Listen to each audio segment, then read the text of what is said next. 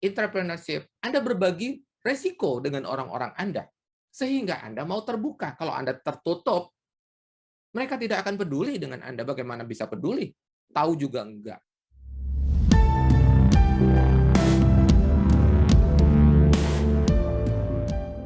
Tidak serta-merta seseorang yang memiliki jabatan memiliki entrepreneurship. Karena Ya. entrepreneurship itu kan sebuah sikap kerja, ya. Mhm. Meskipun dia adalah karyawan, tetapi dia memposisikan dirinya Iya. seolah-olah dialah pemilik usaha, ya. Mhm.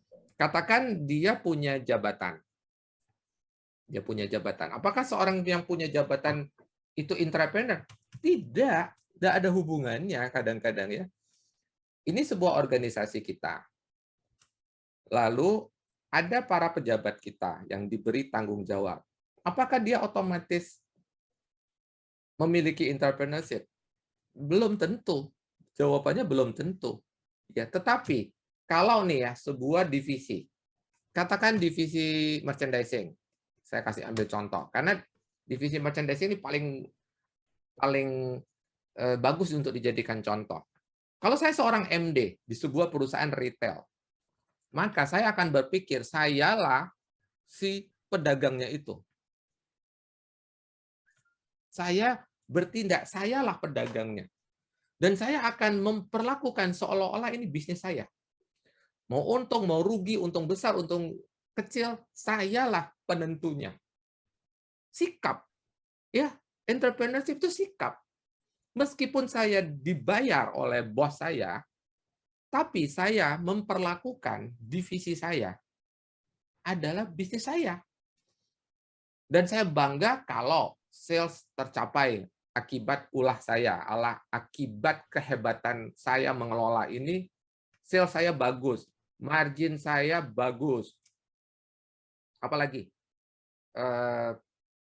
other income, saya bisa mendatangkan other income. Karena saya treat divisi saya seolah-olah itu punya saya. Tanpa saya memodali, tanpa saya punya resiko. Kalau terjadi apa-apa, resiko tidak direct ke saya, tapi ke owner, kepada beliau ini. Lagi nih, ada yang pegang Markom. Markom nih. Dia memperlakukan divisi Markom itu seperti punya dia. Dia pelajari apa kontribusi saya bagi perusahaan. Dan dia membuktikan marketing communication memang ada cost untuk menjalankan divisi ini, tapi saya memberikan benefit. Apa benefitnya? Nah, rekan-rekan, Bapak Ibu, orang-orang kita di masing-masing penanggung jawab, apakah mereka memberikan hasil? Ini hasil. Apakah orang-orang kita memberi hasil? Gampangnya begini, kamu ngurus Markom aja, beres nggak? Boro-boro Anda mau punya perusahaan di mana A sampai Z urusan kamu sendiri. Kamu harus hanya ngurusin satu urusan. Urusan kamu tuh M. Bukan A sampai Z. A sampai Z itu urusan bos ini loh. Si MD ini hanya ngurusin P katakan. Kan dari A sampai Z ya. Anggaplah MD ngurusin P. Mampu nggak nih ngurusin si P ini? Si Markom ini ngurusin M. Si HRD ini ngurusin HRD. Kita punya divisi HRD, ngurusin H. Nanti ada finance accounting, ngurusin F. Mampukah memberikan yang terbaik? Bayangkan kalau isinya orang-orang dengan semangat entrepreneurship. Memperlakukan divisinya seperti unit bisnis. Keberadaan Markom harus memberi hasil kepada perusahaan. Apa yang diharapkan dari saya? Tanya kepada perusahaan. Apa yang diharapkan dari saya? Brand image, traffic, keterkenalan, top of mind. Kalau orang mikir tentang belanja seperti tadi, Pak Fahmi punya bisnis. Ingat belanja, ingat Jabal Mat. Berkat apa? Berkat orang Markom yang berfungsi dengan baik. Dia memberikan benefit. Ya, apa tujuan dari keberadaan kita di masing-masing divisi? Nah, ini penerapan intrapreneurship di dalam organisasi kita. Tidak melulu bikin usaha baru. Tidak melulu. Di MD, apa project MD? Perbaikan margin. Margin kita bagus enggak? Bagus enggak margin kita? Kalau tidak bagus, apa peran Anda di MD? Jangan-jangan Anda tidak berperan. Jangan-jangan Anda tidak peduli. Karena Anda berpikir, yang penting saya dapat gaji. Yang penting saya sudah dibayar perusahaan. Itu bukan intrapreneurship. Itu bukan jiwa seorang kewirausaha. Bukan seorang wirausaha. Yang hanya berpikir, pokoknya kan habis bulan saya dibayar. Tanpa dia memberikan hasil. Tanpa dia mencapai target. Tanpa dia mencapai margin. Tanpa dia memberikan other income kepada perusahaan. Dia tidak lebih dari seorang gajian. Yang tidak peduli, perusahaan mau capai target, mau marginnya bagus atau tidak. Beda sekali. Ya, saya setuju dengan Pak Fahmi.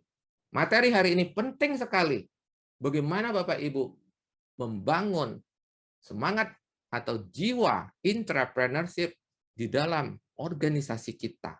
Atau di dalam organisasi kita hanya berisi orang-orang gajian yang sekedar datang, pasang badan, pulang nanti. Tanpa memberikan hasil nyata. Tanpa mencapai target-target yang sudah ditetapkan. Tetapi sekali lagi saya ingatkan, tugas yang di sini memang ya, tugas yang di sini. Kadang-kadang kita ini lupa. Orang-orang di bawah kita bisa lumpuh juga, bisa tidak terbangun intrapreneurship. Ketika yang di atas ini tidak punya tujuan. Apa yang mau diajak ketika tidak punya tujuan? Tidak punya target yang jelas, tidak punya rencana bisnis. Apa yang mau diajak dari pasukan yang saya yang dibawa dari A sampai Z ini? Apa yang mau diajak? Ketika Anda tidak punya tujuan. Makanya kemarin saya menulis di salah satu postingan saya, kalau kita tidak punya tujuan, kita akan tiba kemanapun. Iya dong, nggak punya tujuan. Jadi kemanapun bagi kita fine. Bahkan ke tempat-tempat yang kita tidak inginkan. Wong Anda tidak menetapkan tujuan. Tapi kalau Anda punya tujuan, ajaklah orang-orang ini, tujuan kita jelas. Mari kita capai bersama. Itulah kenapa kita tidak cukup hanya bermodalkan orang-orang yang bekerja dengan kita. Tapi coba isilah tim kita, organisasi kita dengan orang-orang dengan jiwa kewirausahawan. Sehingga mereka bukan sekedar datang, masuk pagi, pasang badan, nanti waktunya pulang, dia pulang. Tanpa memberikan hasil yang nyata.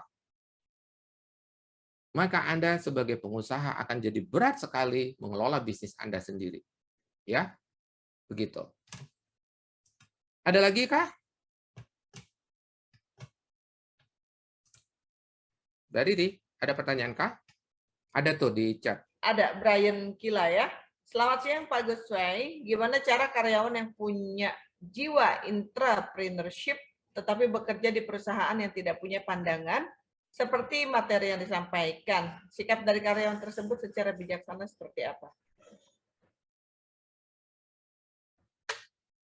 Perusahaannya tidak mendorong intrapreneurship. Maka, Maka memang isinya yang akan betah di perusahaan tersebut nantinya hanya orang-orang yang bermental karyawan. Hanya yang bermental pegawai. Karena memang tidak dituntut kan. Memang tidak diajak, tidak dituntut, tidak didorong, maka dia tidak akan terbentuk. Nah, bagaimana kalau isinya seseorang yang punya kewirausahawan? Dia tidak akan betah di perusahaan seperti itu. Itulah nanti orangnya keluar, mencari tempat yang membuat dia berkembang. Ya, Oke. ada Ya, lagi? ada lagi nih kayaknya. Bagaimana cara menemukan semangat wirausaha pada karyawan, Pak? Seperti yang saya contohkan tadi, yang saya jelaskan tadi, bahwa di setiap divisi orang-orang kita harus menghasilkan. Itulah kenapa kita sendiri harus menyepakati apa yang harus dicapai. Itulah kenapa kita harus membuat alat ukur, yaitu KPI. Ya, apa yang kita harapkan dari MD, apa yang kita harapkan dari operation, apa yang kita harapkan dari Markom. Ada alat ukur yang kita kenali, contohnya Key Performance Indicator atau yang disingkat KPI. Ya. Dorong mereka untuk memperlakukan unit bisnis divisi yang dipercayakan kepadanya sebagai itulah bisnisnya mereka. Apa yang harus mereka hasilkan di dalam kapasitas dia? Apa yang harus dilakukan seorang marketing communication? Apa yang harus dilakukan seorang finance accounting? Apa yang harus dilakukan oleh seorang MD? Apa yang harus dilakukan seorang operation? Contoh nih, Ibu Rina punya katanya punya finance accounting. Apa hasil karya dia? Apa hasil karya dia? Apakah dia menampilkan laporan keuangan yang bagus tepat waktu sehingga Ibu tahu persis apakah perusahaan kita beroperasi dengan baik atau tidak? Bisakah itu? Itu juga salah satu kalau orang memiliki jiwa kewirausahawan. Kenapa? Dia bilang, penting kan? Perusahaan punya laporan keuangan penting kan? Seorang wirausahawan kan berpikir begitu. Kalau kita sendiri sebagai atasannya, makanya tadi saya ingat sesuatu, saya lingkari kan, jangan sampai kita yang di atas ini tidak punya sesuatu yang tidak punya tujuan. Sehingga kita juga tidak memberikan tujuan tersebut kepada orang-orang kita. Itu ya. Akan kembali lagi ke kita. Kalau kita punya tujuan yang jelas, baru orang-orang di bawah kita ini punya sasaran yang jelas. Apa sasaran mereka masing-masing? Tadi saya katakan, apakah orang-orang kita punya alat ukur? Apakah dia bagus atau tidak? Apakah dia mencapai performan atau kinerja yang kita harapkan? Jelas nggak? Kalau nggak jelas, tidak heran kita sendiri bingung. Contoh nih ya, ada seseorang, Mbak Riri, tanya saya, Pak, ini orang saya sudah mau 3 bulan nih Pak. Nah terus kenapa? Nah itu Pak, saya bingung. Apakah saya lanjutkan, apakah saya stop? Nah, apakah saya kaget? Anda sendiri yang Anda sebagai atasan, Anda sebagai atasannya, apa alat ukur Anda untuk menyimpulkan orang ini bagus atau tidak bagus? Lah kok Anda malah tanya saya? Bermula dari apa? Tidak adanya kejelasan apa yang harus dicapai oleh orang tersebut selama 3 bulan. Kan Anda bilang, kan saya masa percobaan 3 bulan, Pak. Oke. Setelah 3 bulan, apa yang dia harus capai? Nggak jelas. Ya wajar lah Anda bingung gitu ya. Saya bilang wajar Anda bingung. Kenapa? Anda tidak menetapkan tujuan. Kan kalau Anda tidak menetapkan tujuan, Anda bingung. Bingung sendiri. Gitu ya. Jadi, sepakati ya masing-masing divisi ini sepakati apa KPI-nya. Nah, kalau Anda tertinggal masalah KPI, Anda bisa ikuti materi KPI di salah satu modul yang sudah pernah saya sampaikan berupa workshop ya. Anda bisa pelajari atau Anda bisa ikuti ulang di udemy.com. Baik. Oke. Ada lagi, Mbak Riri? Satu terakhir ya. Sudah hampir jam 11. Selamat siang. Bagaimana menyikapi karyawan yang memiliki jiwa intrapreneur yang kuat tapi beda visi sama perusahaan? Beda visi dengan perusahaan memang itulah PR terbesar kita. Siapapun yang bergabung di dalam perusahaan kita harus kita bagikan visi, misi, nilai-nilai. Dari awal pun seharusnya sudah diketahui apakah visi kita sejalan dengan visinya dia. Harus sudah diketahui. Bukan setelah berjalan lalu baru disadari bahwa visinya tidak sejalan.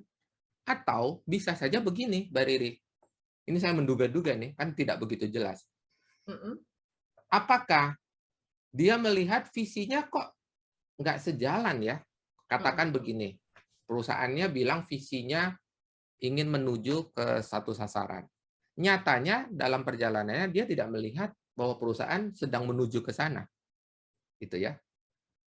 Balik lagi nih, Anda selamat menyikapi karyawan yang memiliki karyawannya yang ini ya. Jadi ini seolah-olah menganggap karyawannya tidak satu visi. Itu bahaya sekali ya. Minta dia cepat-cepat pindah kapal aja gitu ya. Kita bilang nih, kita berangkat ya. Kita menuju ke sorry. Kita berangkat ke Makassar. Lalu orang ini bilang, loh saya nggak mau ke Makassar, saya mau ke Surabaya. Nah, apa kita paksa dia ke Makassar? Nggak usah. Ya, di pelabuhan terdekat di mana mungkin dia turun untuk menuju ke Surabaya. Nggak usah dipaksa. Visi, misi, nilai-nilai itu sangat mendasar. Kalau orang yang ikut kita, visi, misi, dan nilai-nilainya berbeda, berat sekali mengajak dia bersama-sama. Coba bayangin kita ngangkut orang yang jelas-jelas pengen ke Surabaya, tapi kita bilang, yuk ke Makassar aja. Enggak, aku mesti ke Surabaya. Ya sudah, kita ke Makassar aja. Ngapain gitu ya? Emang kurang kerjaan. Ya, izinkan orang tersebut untuk keluar dari kapalmu. Itu saran saya. Baik, terjawab sudah semua ya, Bapak dan Ibu. Sorry, tadi ada distorsi sedikit. Dan yang Pak Ridwan sudah ya? Yang Pak dari Ridwan ada ya? Pak Ridwan Ibrahim. Oh iya ya. Bagaimana karyawan yang mempunyai jiwa entrepreneur tapi takut dicap sebagai karyawan cari muka sok tahu dan tidak ada trik tips menghadapi situasi seperti ini katanya. Apakah begini? Ya. Iklim perusahaan atau budaya perusahaan yang mengizinkan. Bagaimana mungkin ada orang yang mempunyai jiwa entrepreneurship dianggap cari muka? Oh, memang iklim perusahaan mengizinkan kok. Memang didorong. Ya, bahkan kita akan mendorong, kita akan mengatakan mengumumkan bahwa katakan seseorang itu diberi kepercayaan untuk memimpin sebuah proyek, katakan, memang didorong. Jangan itu saya curiga perasaan yang ditanyakan ini itu terjadi karena sebenarnya perusahaan tidak membangun iklim di mana orang memang didorong menjadi entrepreneur. Kalau memang didorong, jelas-jelas dinyatakan di dalam salah satu misi perusahaan, tidak ada yang perlu dikhawatirkan, ya. Atau kalau itu terjadi, lah selalu akan terjadi demikian ya. Di dalam situasi apapun selalu ada orang yang suportif, ada orang yang non suportif, ada yang mendukung kita, ada yang mencibir gitu ya. Biasa aja. Anda tidak bisa berharap semua orang akan mendukung Anda. Tidak bisa ya. Yang penting pertanyaannya apakah perusahaan menciptakan iklim di mana semangat kewirausahaan memang didorong. Orang-orang diberi kesempatan untuk punya inisiatif, punya kepedulian yang besar, mengizinkan orang untuk ambil bagian seluas-luasnya, ikut bertanggung jawab di dalam nasib perusahaan ini. Tetapi ada tetapinya. Dari tadi kita belum sebut. Apakah kita transparan kepada orang-orang kita? Apakah kita open? Ya. Musuh terbesar dari membangun semangat entrepreneurship adalah ketika perusahaannya memang tertutup. Perusahaan menutup, Mbak Riri. Tertutup, segala sesuatu tertutup. Orang-orang tidak tahu apa yang terjadi. Kalau kesulitan kita tidak tahu, perusahaan lagi sulit. Kalau lagi bagus, kita juga tidak tahu. Nah, apa yang kita harapkan? Kalau kita ingin partisipasi kan, entrepreneurship kan kita mendorong partisipasi aktif, kepedulian, sense of belonging, ya, rasa memiliki yang besar. Ketika kita menutup segala sesuatu, Anda bisa berharap karyawan Anda peduli. Tidak peduli. Saya tidak tahu. Tadi dari salah satu yang nanya, saya tahu dia menghadapi situasi di mana dia tidak tahu apa-apa sebenarnya. Dia hanya disuruh menjalankan sebuah unit usaha tanpa dia tahu apakah perusahaan untung, rugi, kesulitan, atau lagi lancar. Nggak tahu. Bagaimana dia bisa peduli? Dia tidak akan peduli. Ya, entrepreneurship, Anda berbagi resiko dengan orang-orang Anda, sehingga Anda mau terbuka. Kalau Anda tertutup, mereka tidak akan peduli dengan Anda. Bagaimana bisa peduli? Tahu juga enggak. Gitu ya. Baik, cukup ya Mbak Riri, waktu kita sudah lewat 5 menit bahkan. Ya, saatnya berfoto dulu lah ya sebelum kita closing. Baik, kita akhiri pertemuan kita hari ini. Mari kita berfoto bareng. Oh ya, ada satu informasi, jika Anda terlewat informasi ini, kita punya workshop di tanggal 9 dan tanggal 16. Sengaja dibuat 2 hari, karena kita memberi kesempatan kepada Bapak Ibu yang menjalankan ibadah puasa supaya tidak terlalu panjang. Jadi kita bikinnya 2 sesi. Tanggal 9, tanggal 16. Hanya di sesi pagi ya, 9 sampai 12. Nanti tanggal 16 ya, 9 sampai 12 waktu Indonesia bagian barat lagi. Ya, bagi yang terlewatkan info ini bisa mendaftar karena Sabtu ini. Yang sudah mendaftar selamat, sampai kita berjumpa di hari Sabtu. Baik, silahkan.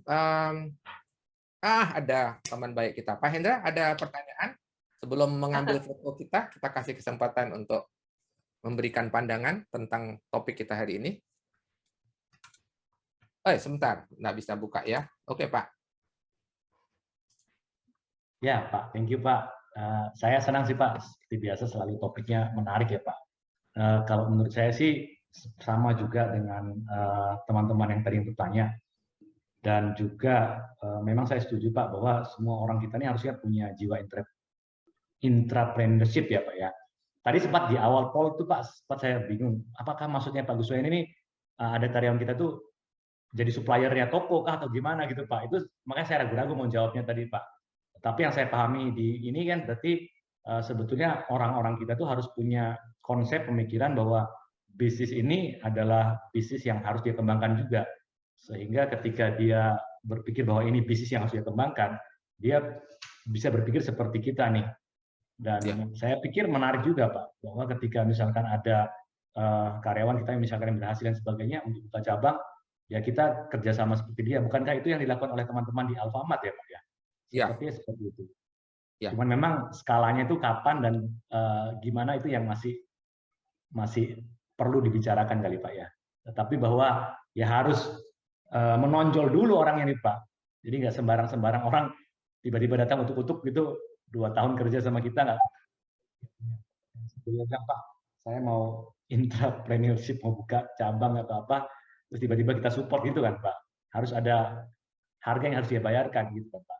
Iya. Mestinya gunakan kesempatan untuk mengenali orang kita. Kalau semangat itu tidak dibangun dari awal, dari mana kita tahu apakah orangnya memenuhi syarat untuk jadi partner saya di kemudian hari. Kurang begitu, Kak ya. Baik. Ya. Setuju, baik. Pak Hendra. Dan ini jadi babak kedua nih. Jadi kita akhiri ya. Kalau dibutuhkan kita bisa lanjutkan diskusi kita di minggu depan. Silakan subscribe, like, and share jika Anda memandang materi ini bermanfaat. Sampai kita berjumpa lagi. Salam, grow, and